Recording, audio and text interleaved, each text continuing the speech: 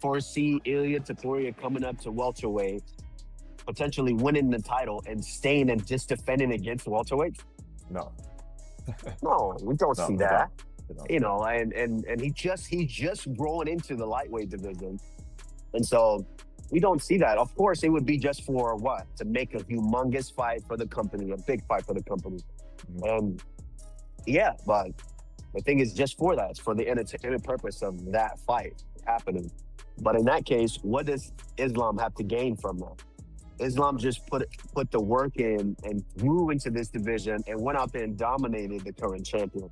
What does he gain from fighting Ilia Topuria, who was a featherweight, moved up to lightweight, and now moving up to welterweight? Really nothing to gain except all to lose.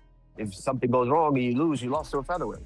Demetrius Johnson was the first to notice something was wrong. Throughout the fight, Jack Della Maddalena's face told the story. Grimaces, signs of pain, every move looked like a struggle. MMA Guru later confirmed what many suspected after reviewing the footage. During the second round, Islam Makhachev's suffocating control twisted Jack's body in a way that might have fractured a rib. It wasn't just a grappling exchange. It was a complete physical breakdown of a top-tier fighter. What looked like just another defeat actually revealed something much deeper, a hidden injury and the sheer brutality of Islam's dominance. This wasn't only a fight loss, it was a painful reminder of how far Makhachev's power can reach inside the cage. Guy out there that's talking a lot of shit, and his name is Ilia Topuria. Is there any chance of that, Ali? But brother, at the end of the day, you know, honestly, like, I don't understand this guy. He's just, my opinion, just be yourself. Like, just, you have to be yourself. Like, you know, and I think, you know, I met this guy before. He's like a decent guy, honestly. Like, he's like nice, but in a way, like, we get this thing from him, like, you know, you went there, you haven't even defended your title once. You understand? Islam defended 4 times.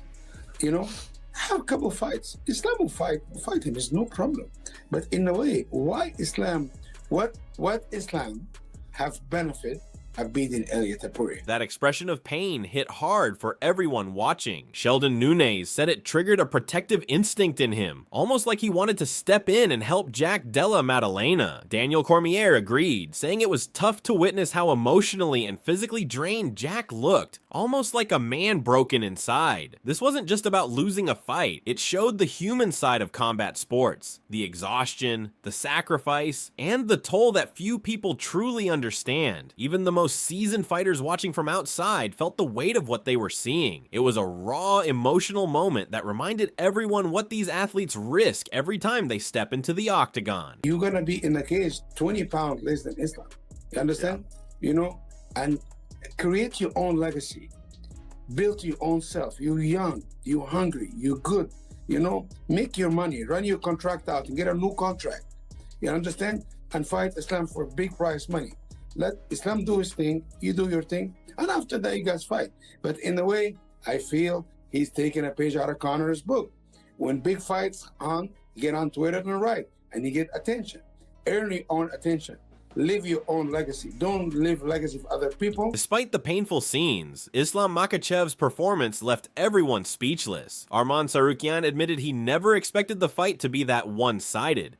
Or he thought Jack would at least defend some takedowns or fight his way back up. Instead, Islam completely shut him down from the opening bell to the final moment. It was total control, pure dominance from start to finish. His debut at welterweight wasn't just successful, it was history-making. With that victory, Islam became the 11th fighter in UFC history to hold titles in 2 divisions. Henry Cejudo pointed out that most fans probably don't realize how incredible that achievement is. He broke down how Islam mixed leg kicks with takedowns throughout every round, slowly draining Jack's energy and breaking his resistance. It wasn't wild aggression, it was a calculated and precise dismantling, done with surgical precision, a rare display of both brains and brawn. That is no secret. I love Islam. And I'm close with all those guys over there, Khabib and Juba and Usman and Umar. I like those guys, I really do. And also with Rizvan and Ali working with the mix, there's no animosity here. There's no bad blood, just competition. We do this for free in the gym every day. Now, for us to go out there and just entertain the masses, I love it. I think it would be great. Now, on fight week and fight night, we're staring at each other, knowing that we are going to have to punch each other. I think that feeling might change momentarily, but if I do hurt him and he's down and there's a follow-up shot to potentially put him away, that's the difference is I won't take that shot. Another key detail came from analyst Subbo, who noticed a tactical mistake Jack kept making. He often tried to stand up right at the end of each round instead of waiting for the bell. That small move might seem unimportant, but it actually cost him valuable recovery time. Subbo explained, if you're on your back, stay there until the round ends. Give yourself the extra seconds to recover. Against a fighter like Islam, every moment of rest matters. Those few seconds could have made a difference, but Jack's timing errors only added to his exhaustion as the fight went on. I was kind of honestly shocked Kamaru kind of want to fight with him because we all friends and brothers and stuff like that. But Kamaru looking at this, it's a competition. You know, I love you. I'm proud of you. But I just want to compete with you. And listen, at the end of the day, they're grown men. If this is what they choose to do, I'm just there to help and support and just try to make it happen. If this is what they want, if they don't want, it's okay with me too. Islam's move to welterweight wasn't random. His manager Ali Abdelaziz revealed that going up to 170 pounds had been part of the long-term plan all along. But one thing delayed it: his friendship and loyalty to Kamaru Usman. Islam refused to challenge Usman while he was champion, out of respect for their bond. That decision showed how much loyalty still exists in this sport, even at the highest level. It wasn't about chasing money or fame. It was about honoring a promise to a friend. Ilia Topuria is going to come out and say that because he wants that fight. Could you imagine if Ilia Topuria was afforded the ability to go up and become a 3-weight division champion? Again, I say it all the time. No one's ever done that. And I don't think that's what's going to happen here just yet. I think Ilia's got to defend. We don't know who it's going to be. Could be Ahmed Sarukian because he's fighting next week in Qatar. It could be Paddy. It could be Justin Gaethje. But he's got to fight one of those. And he's probably got to defend a couple more times as well before he even thinks about going. Ali went on to share that Islam was also offered a fight against Belal Muhammad, but turned it down for the same reason. He didn't want to take away a title opportunity from a close teammate. Now that Belal is no longer champion, the path to welterweight gold is wide open. Ali believes the timing couldn't be better. After the dominant way Islam handled Jack Della Maddalena, it's clear that his future at 170 pounds is bright. His loyalty and patience have paid off, proving that he's not just a great fighter, he's a man who values integrity just as much as victory. And when you look at welterweight, I mean, what is going to happen there? Because the welterweight division is ridiculous right now. Of course, Michael Morales has a claim to fight for the belt because he's 19-0, he's undefeated and just knocked out Sean Brady. You've got Carlos Pratis that just sparked out former champion Leon Edwards in devastating fashion, did something that no one's ever done to Leon Edwards, so he's got a shot. You've also got Shavkat Rakhmonov that was the #1 contender, but then he got injured. You've got Belal Muhammad going up against Ian Gary. Ian Gary's making a lot of noise saying that he wants to fight for the belt as well.